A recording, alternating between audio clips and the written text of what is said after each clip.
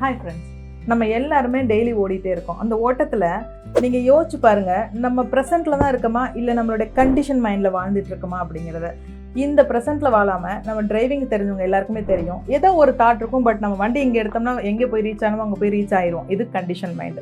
ரொட்டீனாக செய்கிற வேலைகள் எல்லாமே கண்டிஷன் மைண்ட் கேட்டகரியில் வந்துடும்.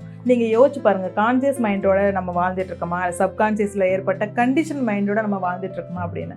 லிவ் இன் த ப்ரெசென்ட் அப்படிங்கிறது ரொம்ப முக்கியம். அந்த மொமெண்ட்டை என்ஜாய் பண்ணாமல், ஈவன் குளிக்கும் போதாக இருக்கலாம், சாப்பிடும் போதாக இருக்கலாம், வேறு ஏதாவது தாட் ப்ராசஸ் பின்னாடி பிஹைண்ட் த ஸ்க்ரீன் ஓடிட்டு இருக்கா, சாப்பிடும்போது நான் ஃபுட்டை தான் பார்த்து சாப்பிட்றேனா அப்படிங்கிறத பற்றி திங்க் பண்ணி பாருங்கள். யாரெல்லாம் கான்சியஸாக இருக்கீங்க ஒரு செகண்டையும் அப்படிங்கிறத கமெண்ட்டில் போடுங்க. அண்ட் 24 ஹவர்ஸில் மினிமம் ஒரு 3 மினிட்ஸ் நீங்கள் கான்சியஸாக இருந்தீங்கன்னா புத்தாக்கும் நமக்கும் டிஃப்ரென்ஸ் இல்லையாமங்க. நான் சொல்லலை, புத்தா சொல்லியிருக்கிறாரு. அவங்களுடைய ஞானிகளோட இதே கான்சியஸ் லெவலில் கண்டினியூஸாக இருக்கிறது தான். நம்ம கண்டிஷன் மைண்டில் கண்டினியூஸாக வாழ்ந்துட்டு இருக்கிறது தான் நமக்கும் அவங்களுக்குமான டிஃப்ரென்ஸே. ட்ரை பண்ணி பாருங்கள். திங்க் டிஃப்ரெண்ட், கொஞ்சம் மாற்றி யோசிக்கலாமே. நன்றி.